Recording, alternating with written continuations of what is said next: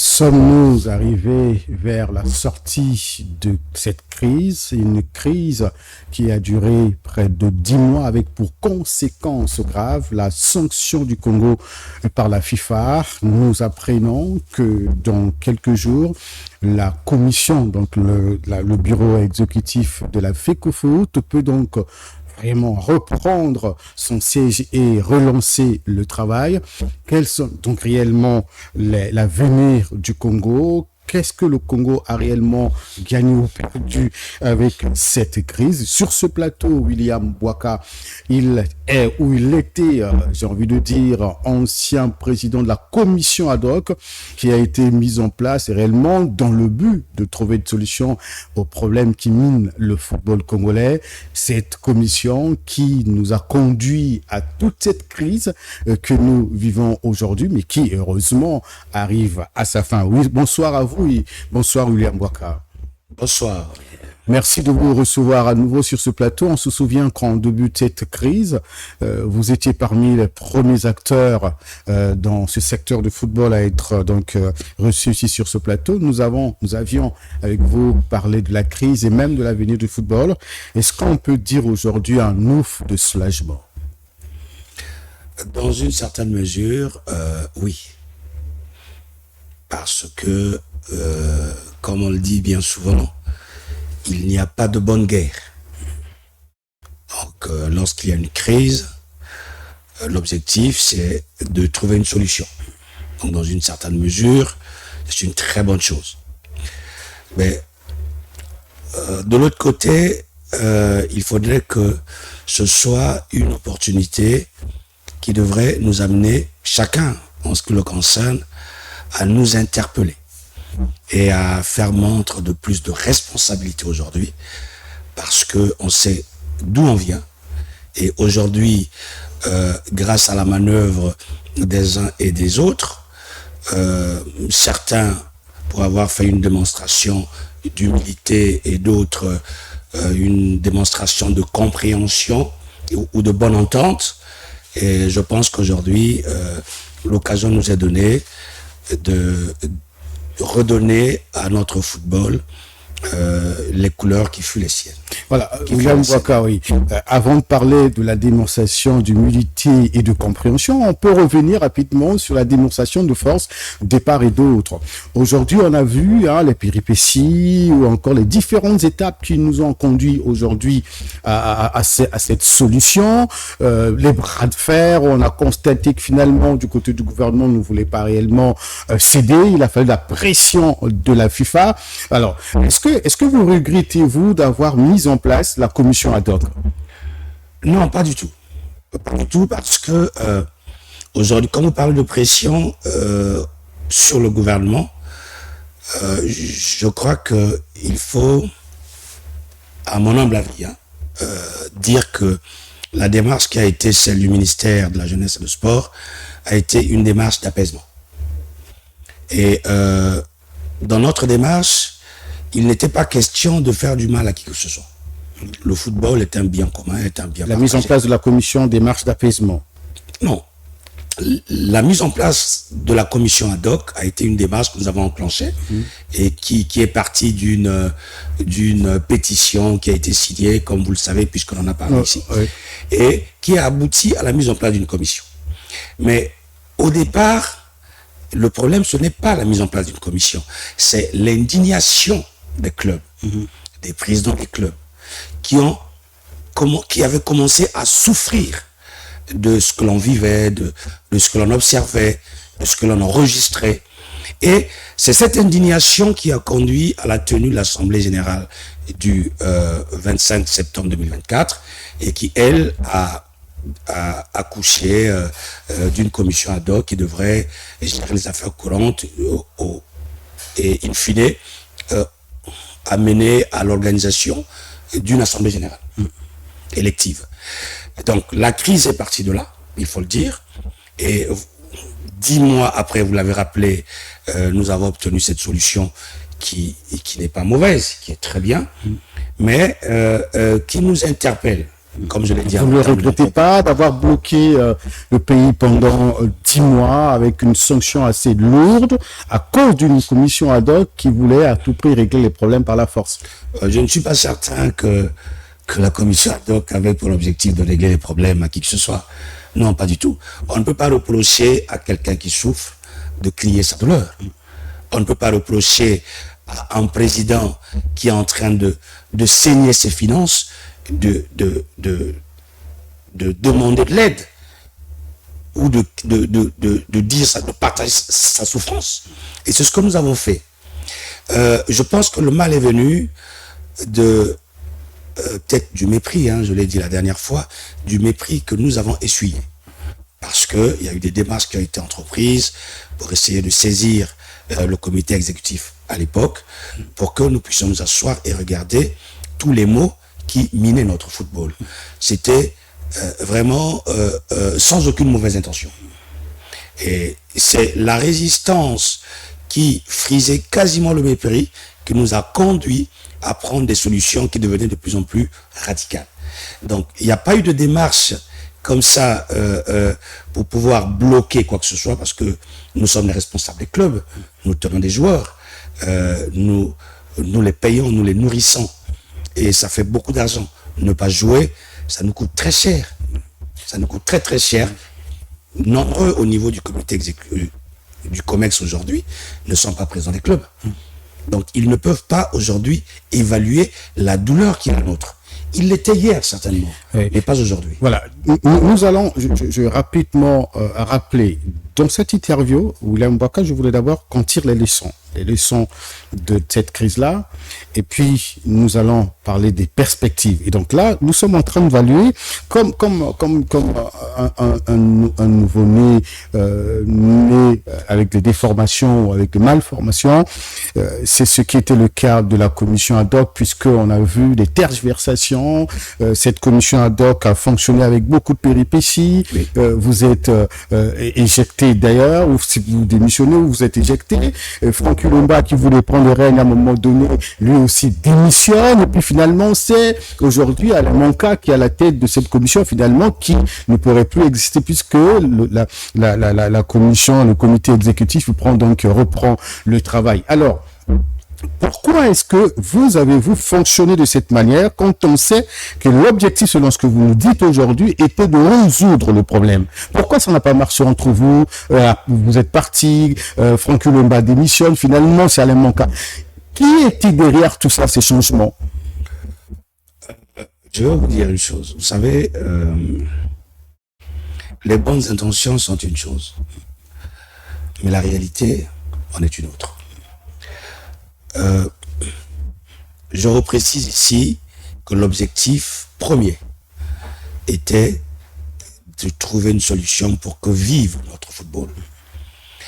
Et lorsque nous avons lancé la dynamique avec l'ensemble des frères qui voulaient partager leur souffrance ou avec lesquels on partageait notre souffrance, et qui, après l'Assemblée générale, a abouti à la mise en place d'une commission ad hoc, nous avions des bonnes intentions, mais nous n'étions pas fermés à d'éventuels dialogues, à d'éventuelles assises, parce que le fait n'était pas que nous venions là pour prendre la place de quelqu'un.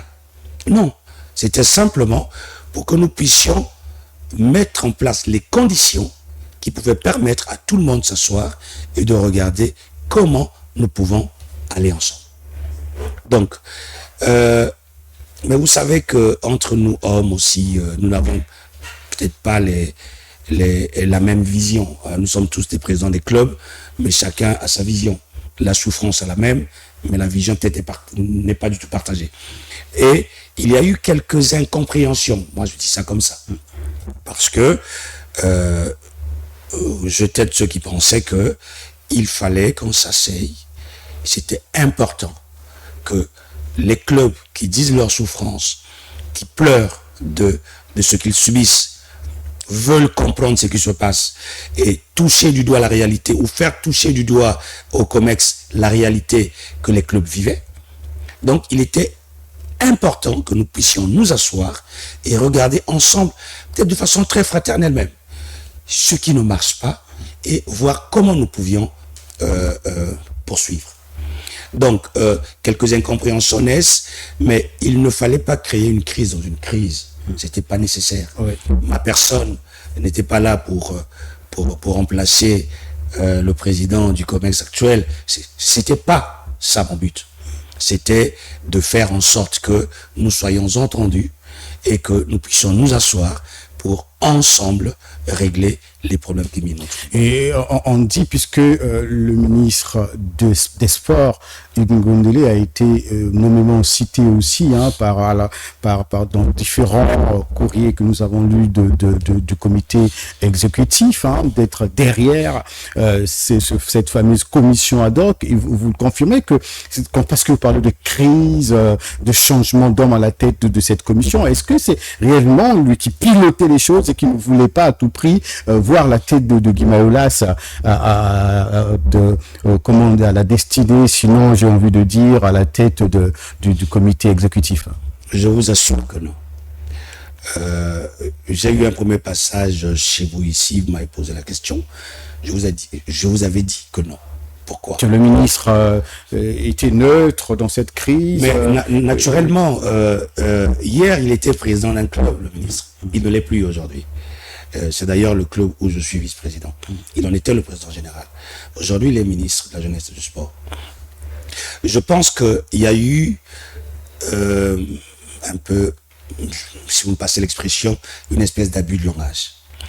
Parce que le ministre, en tant que délégant, vis-à-vis de la FECOFOOT qui est délégataire, a le droit d'avoir un regard sur ce qui se passe. C'est tout à fait normal. Il ne pouvait pas se montrer indifférent. Ça, c'est ce qui est juste. Mais aujourd'hui, je vais vous interpeller.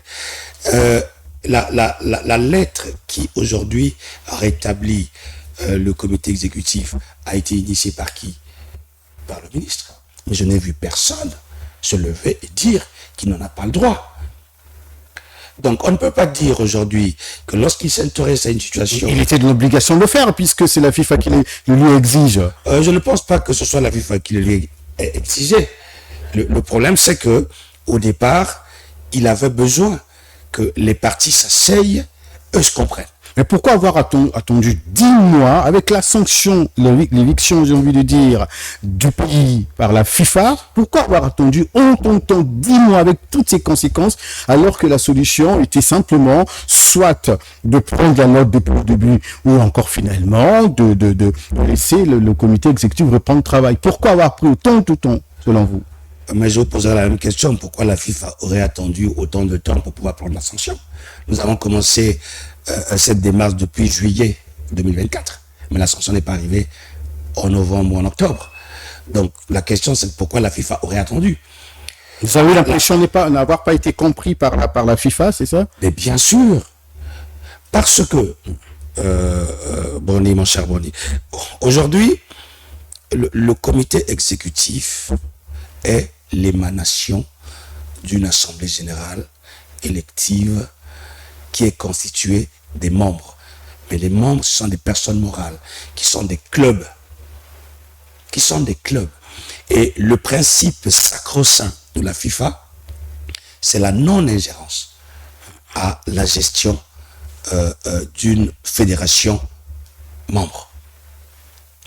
C'est qu'aujourd'hui, il ne s'agit pas d'un individu qui réclame quoi que ce soit auprès du comité exécutif, mais il s'agit des clubs qui disent leur souffrance. Et il suffisait que l'on nous écoute, que l'on nous entende. Et c'est ce que nous demandions dans toute la démarche qui a été la nôtre. Ce que nous demandions. Le ministère, en bon père de famille, observait et regardait. La FIFA, certainement, en bon père de famille, observait et regardait. Aujourd'hui, l'ordonnance de rétractation qui autorise le comité exécutif à réintégrer le siège n'annule en rien l'indignation qui est la nôtre, n'annule en rien la souffrance qui est celle des clubs. C'est ça le plus important. Et c'est pour ça que c'est l'occasion de dire à nos frères que vous avez récupéré le siège, ok, mais il ne s'agit pas d'une victoire contre qui que ce soit. Parce que ce n'est pas la personne de William qui est en opposition avec le président Mayolas. Il s'agit du football congolais qui a besoin de revivre. Et donc, tirant les leçons de ce que nous avons vécu, nous leur demanderons simplement de trouver les moyens de mettre en place un cadre idéal dans lequel on peut s'asseoir et regarder tous ensemble comment on peut sauver ce football. Et si je comprends bien, ça veut dire que jusqu'ici, la crise en soi n'est pas résolue. On peut imaginer que le feu est encore sous les cendres, il n'est pas encore totalement éteint malgré la délibération de la justice. Le TAS ne s'est pas dessaisi après le courrier initié par le ministère de la Jeunesse et du Sport. Pourquoi? La procédure s'est poursuivie. Le comité exécutif avait déposé comme élément supplémentaire dans leur dossier le courrier du ministre. Le TAS ne s'est pas dessaisi. Nous avions eu audience le 30 avril 2025 qui a commencé à 8 h et qui s'est terminé aux environs de 13 h. Il y a eu des débats, il y a eu un échange sur les éléments que les uns et les autres pouvaient présenter. Mais je veux vous le dire aujourd'hui, comme si je vous faisais une confidence, c'est que pendant nos débats, la présidente de la formation arbitrale, donc du TAS, après s'être retirée avec son équipe, est revenue pour nous dire que même si la sentence sera prise, nous vous exhortons de vous asseoir et de régler ensemble les questions ou les problèmes qui minent le football congolais. Il l'a dit pas une fois, pas deux fois, au moins 3 fois. Elle est revenue dessus. Donc, elle a saisi l'intérêt de ce que, aujourd'hui, les membres qui composent cette fédération, tous doivent aller vers un consensus et pour que nous puissions ensemble gérer cette question du football. Ce n'est pas la propriété d'un individu. Ce n'est pas le bien qui appartient à quelqu'un. Le football est national. Vous voyez quand Barça joue, quand Real joue, l'engouement qu'il y a. Mais nous pouvons ramener cet engouement sur notre propre football. Mais c'est un travail qui est un travail collectif. Vous ne pouvez pas ne pas prendre en compte la souffrance des clubs ou les préoccupations des présidents des clubs qui ont la charge des joueurs qui, eux, mettent en lumière notre football. Voilà. Comment prévoyez-vous un peu l'avenir? C'est-à-dire que vous avez reproché plusieurs choses. D'ailleurs, vous avez rappelé tout à l'heure, reproché plusieurs choses au comité exécutif. Dans l'un des courriers du ministre des Sports à la FIFA, il mentionne même les détournements au sein donc de ce comité, fameux comité. Alors, aujourd'hui, comment voyez-vous l'avenir, la gestion même du football, avec tous ces problèmes que vous avez épinglés, vous avez révélés jusque-là, même si officiellement nous n'avons pas véritablement des preuves. Alors comment vous voyez le football congolais avec tout ce que vous avez mis sur la table, à la fois de la FIFA et du public? Je crois que notre football, si nous avons l'audace de comprendre l'intérêt, de faire en sorte que les choses aillent bien, je pense que nous avons un avenir. Nous avons de très bons joueurs, mon frère. Nous avons de très très bons joueurs. Nous avons de très belles pépites. Il suffit d'un très bel encadrement. Nous aurons une très bonne équipe nationale, même à partir des éléments locaux. Mais c'est un intérêt qui est général. C'est un intérêt qui est national. Et il faudrait que chacun, en ce qui le concerne, prenne ses responsabilités et comprenne qu'aujourd'hui, il ne s'agit pas de moi, de tel ou de tel autre, mais il s'agit de notre football. Qu'est-ce que je peux faire? Aujourd'hui, avec ce que nous avons vécu, il ne serait pas opportun de s'appuyer sur des détails. Tel a fait ci ou tel a fait ça. Aujourd'hui, il s'agit de faire table rase sur ce qui s'est passé hier et que nous essayons, à partir d'aujourd'hui, de partir d'un nouveau pied et de la façon la plus humble qu'ils sont. Est-ce que une table rase avec les mêmes hommes, c'est possible? Vous avez les mêmes hommes à la tête du comité exécutif, vous avez le même ministère qui est pointé du doigt par le comité exécutif, mais vous avez, vous aussi, même si cette fameuse commission n'existera plus, mais vous avez, j'ai envie de dire, les mécontents ou ceux qui aujourd'hui pensent que le football ne fonctionne pas au Congo. Est-ce que vous pensez qu'avec les mêmes hommes, avec les mêmes problèmes, il est possible de faire une table rase? Vous vous souvenez, on disait souvent à l'époque, comment on disait ça? On disait que ce sont les morts et les imbéciles qui ne changent pas. Mais un homme, un vrai, peut changer sa façon de voir les choses en fonction des intérêts qui se présentent à lui. Je présume et je considère du fond de mon cœur, que le président Mayolas, pour avoir dirigé le comité exécutif, ça veut dire qu'il est doté d'une certaine sagesse, d'une certaine intelligence. Et face à ce qui nous attend, je crois qu'il est important de sa part de faire montre de beaucoup d'humilité et d'aller vers les présidents. Nous ne sommes pas ses ennemis. Ce qui nous importe, ce n'est pas le poste de président du comité exécutif. Nous sommes les présidents des clubs. Ce que nous voulons, c'est qu'ils prêtent l'oreille, qu'ils aillent vers les clubs, qu'ils leur disent, écoutez, il y a eu quelques malentendus, il y a eu quelques incompréhensions qui nous ont fait perdre 10 mois. Aujourd'hui, je suis revenu, je veux vous entendre. Dites-moi, qu'est-ce que vous proposez? Comment pouvons-nous y aller? On va y aller. Ce n'est pas une question d'homme, c'est une question de responsabilité.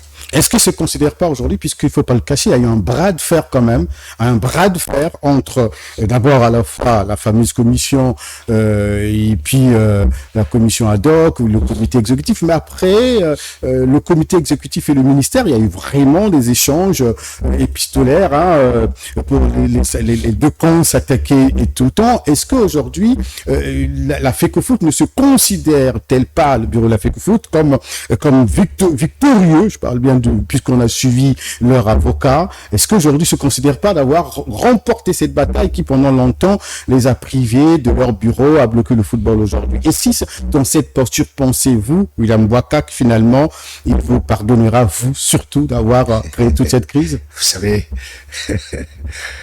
moi, personnellement, je n'ai suivi aucune déclaration du ministre de la Jeunesse et du Sport qui s'en prenait au président. Non, mais d'avoir dit qu'il y a eu des détournements avec on parle bien des factures qu'on aurait trouvées sur place au bureau. On parle un peu beaucoup de dossiers comme ça. Je n'ai pas suivi le ministre de la Jeunesse et du Sport tenir une conférence de presse en exhibant les factures ou les machins qui seraient... Le courrier est arrivé à la FIFA et la FIFA a bien répondu que pour les détournements ou encore la mauvaise gestion, la FIFA saura à quel moment mener une telle enquête. Non, la commission ad hoc a porté à la connaissance du ministère quelques écarts constatés. Oui.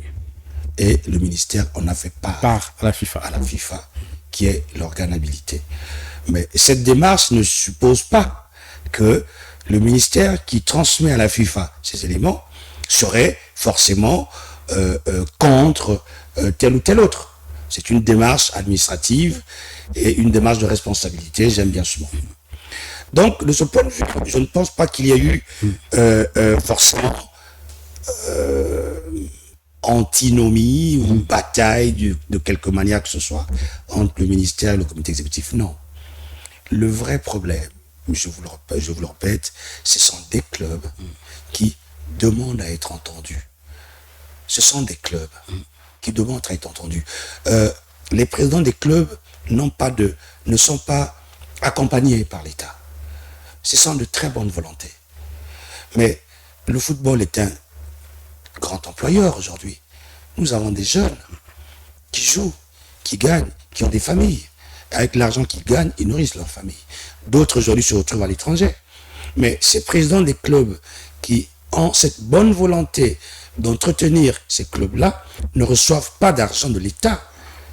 Ils s'organisent par les moyens qui sont les leurs à accompagner ces jeunes et à faire de demain des hommes respectables. Donc, face à une telle situation, qu'est-ce que nous demandons? Que l'organe qui est censé nous accompagner le seul que nous avons, et dont nous sommes membres, et à fortiori, membres ayant droit de vote. Nous demandons à ceux qui en ont la charge de nous écouter pour dire, voilà ce que nous regardons, voilà ce que nous constatons, voilà ce que nous vivons. Est-ce que nous ne pouvons pas nous asseoir parce que nous avons des propositions à vous faire? C'est simplement une oreille attentive que les clubs demandent. Mais est-ce que pour faire cela, on a besoin de créer une crise? Alors, Lambaka, 10 mois où le football est totalement mis entre parenthèses, entre circuits, pas de compétition, le Congo a même manqué le CHAN. Voilà. Et qu'est-ce qu'il y a à rattraper aujourd'hui? Comment relancer la machine, selon vous? Il faut partir de zéro. Il faut une espèce d'audit fonctionnel. Les états généraux de football, comme le ministre le souhaitait, En quelque sorte. Mais mettre une pause, puisque si on est plus... Non, on n'a pas besoin de mettre une pause, ouais. Mais plus techniquement, je parlerai d'audit fonctionnel. Aujourd'hui, le comité exécutif est revenu. On a beau fermer l'oreille ou boucher l'oreille à ce que nous disions, mais la réalité est têtue. Les problèmes sont là, en face de nous. Il leur appartient à tous ceux qui composent le comité exécutif aujourd'hui d'auditer, de regarder, d'aller en profondeur. Est-ce que ce que les clubs nous disent, n'ont-ils pas raison? Allons vers eux, regardons ce qui se passe. Et ensemble, avec les propositions que nous pouvons apporter, ils ont l'occasion de relancer le foot et de faire qu'aujourd'hui, les problèmes d'hier disparaissent complètement et que notre football connaisse un avenir meilleur. Mais c'est une question d'engagement, d'engagement noble. D'engagement noble. Mais ça demande beaucoup d'humilité et peut-être beaucoup de sagesse. Et le football aussi, hein, tout le monde le sait, le gouvernement le sait, le leader, c'est aussi le nerf de la guerre, l'argent. Alors, comment parce que vous étiez quand même à la tête d'une commission, vous êtes à la tête de l'un des clubs, alors, comment est-ce que vous comptez régler ce problème? Ben, vous savez, lorsque vous avez un enfant qui vous dit « Père, j'ai mal au ventre », et que vous passez votre temps à sourire, vous risquez de l'amener à l'hôpital demain et peut-être le perdre. Mais nous demandons à ceux qui ont la charge aujourd'hui, c'est ce que nous demandions hier, d'agir en bon père de famille. Un enfant qui vous dit qu'il a mal au ventre,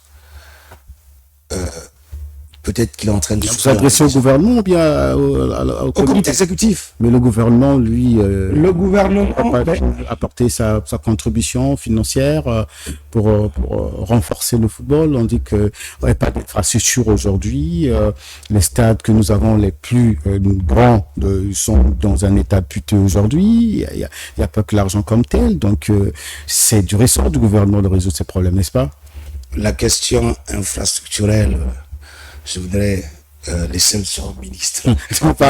Alors, ancien président de la commission ad hoc. Voilà, aujourd'hui, dans l'avenir, quel est le rôle que vous allez jouer? C'est vrai que vous êtes à la tête d'un club. Quel est le rôle que vous allez jouer dans l'avenir? Que comptez-vous faire? Je suis responsable d'un club aujourd'hui. Je continuerai à accompagner les jeunes dont nous avons la charge, et continuer à apporter ce qu'on peut apporter dans l'organisation de notre football. Et demain, si la grâce peut faire qu'on le fasse à un niveau un peu autre que celui où je me trouve aujourd'hui, ce serait tant mieux. Parce qu'on vous prête les intentions de vouloir briguer la tête de la FECOFOOT dans les prochaines années. Hein. C'est ce qu'on vous dit. Ce qu'on dit de vous. Mais est-ce que ce serait mauvais? Je n'ai pas l'ambition actuellement, mais ça peut arriver demain ou après-demain d'y penser. C'est tout à fait normal. avant, j'étais président de l'Étoile du Congo. J'ai dit l'Étoile du Congo en 2012, je crois. Je crois que c'était même après le président Mayolas, quand il sera. Donc aujourd'hui, lui, président de l'Étoile du Congo, il est à la tête de la FECO Foot. Pourquoi pas demain si ça m'arrive. Mais pour l'instant, c'est une question qui ne m'intéresse pas encore. Voilà, dernière question, un mot à l'endroit de la FIFA et puis vous nous direz ce que vous n'avez pas pu dire sur ce plateau en toute liberté. Un mot à l'endroit de la FIFA, comment est-elle gérée aujourd'hui, voilà. Ben, La CAF et la FIFA. Comme dernier mot, je pense que la démarche qui a été celle du ministère en demandant à la commission ad hoc de céder le siège a été... Non, je ne le prends pas comme une injonction, mais je vous l'ai dit, c'était une démarche d'apaisement et même d'humilité.